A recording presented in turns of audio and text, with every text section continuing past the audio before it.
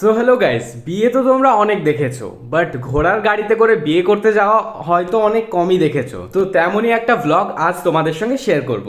তো আজ হচ্ছে আমার ফ্রেন্ড সৌরভের বিয়ে। তো সকাল সকাল রেডি হয়ে চলে এসেছি। এর আগের ভ্লগে তোমাদের সঙ্গে থুবড়োর ভ্লগটা শেয়ার করেছিলাম। তো আজকের এপিসোডে বিয়ের ভ্লগটা পুরোটাই শেয়ার করব। তো আমরা রেডি হয়ে চলে এসেছি, আর এদিকে সুমন গাড়ি নিয়েও চলে এসেছে।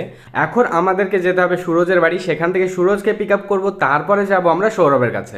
তো কথা মতো গাড়িতে চেপে নিলাম, তারপরে ভাইপোর বাড়িতে গিয়ে ভাইপোকে আমরা পিক করে নিলাম। সো এবার আমরা সবাই মিলে যাচ্ছি হচ্ছে রাধানগর ঘাট। ওখানে গিয়ে অলরেডি দেখলাম নাসিম ভাইরা সবাই চলে এসছে, আর এখানে আমরাও চলে এসেছিলাম। আর এই দিক থেকে দেখো রাহান ভাই, আর ওইদিকে দেখো লালটু কাকু, ওরাও চলে এসছে।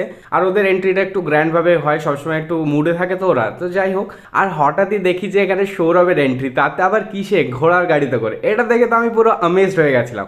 আমার দেখা লাইফে ফার্স্ট টাইম এমন এক্সপিরিয়েন্স যে কেউ ঘোড়ার গাড়িতে করে বিয়ে করতে যাচ্ছে।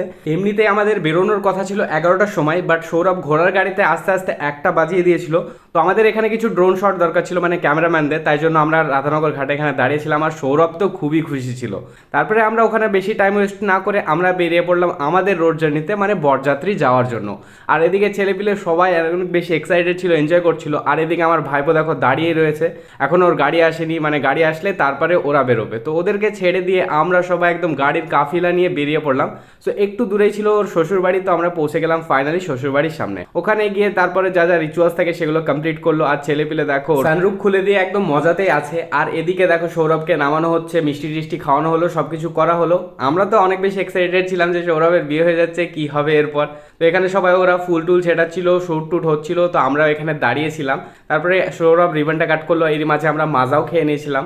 তারপরে আমরা সবাই মিলে ভেতরে ঢুকলাম, আর যিনি আমাকে একটা ফুল ধরতে দিয়েছিল, তো সেটা আমি আবার ওকে ব্যাক করে দিলাম। তারপরে এখানে আবার আমাদেরকে মাজা দিয়ে দেওয়া হলো। তো সেটা খেতে খেতে এরকম করে আমরা এখানে বসেছিলাম আর ওয়েট করছিলাম। আর এখানে স্ক্রিনে দেখো আনিশার, মানে আমাদের নতুন ভাবির সব কিছু ভিডিওস চলছিল, তো সেগুলো দেখছিলাম। আর এখানে ওর ফ্রেন্ডসরা সবাই মিলে গ্রুপ ফটোশ্যুট করছিল। তো এটা দেখতে দেখতে আমাদের পেয়ে গেছিলো খিদে, তাই জন্য আমরা খাওয়ার ওখানে চলে গেছিলাম। গিয়ে তো দেখি এখানে বাপন ভাই আর রাহুল ভাই আগে থেকে খেতে বসে পড়েছে, আর এখানে এসকে বসে বসে খাচ্ছি।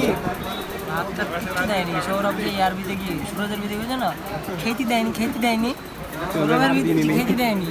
গাইস রাজ অফিশিয়াল একটাই কথা, ওকে মানে যতই দাও ঠিক আছে, তা ওর মানে তো আমার ভাইপোদের খাবার খাওয়া হয়ে যাওয়ার পর আমরাও বসে নিলাম খাবার খাওয়ার জন্য। তো আমাদের খাওয়া ফিনিশ করে আমরা এদিকে আসতে দেখি জিনিয়া তো অলরেডি চেঞ্জ করে চলে এসেছে, কারণ গরমটা এত বেশি পড়ছিল। আর এখানে দেখো সৌরভরা সবাই বসেছিল, বাকি যাদের যাদের খাওয়া হয়ে গেছিলো তারাও এখানে কুলারে বসেছিল। আর এই ছেলেটাকে খেতে দেয়নি বলে এর মুখটা দেখতে পাচ্ছ গাইস, ঘুমিয়েই যাচ্ছে, মানে সত্যি বলতে এত অবস্থা খারাপ ওর। আর এরই মাঝে আমার অনেক বেশি গরম করছিল। আজকের দিনটা একটু মেঘলা ছিল বলে ব্লেজারটা পরে এসেছিলাম, বাট এত যে গরম লাগবে সেটা তো বুঝতেই পারিনি।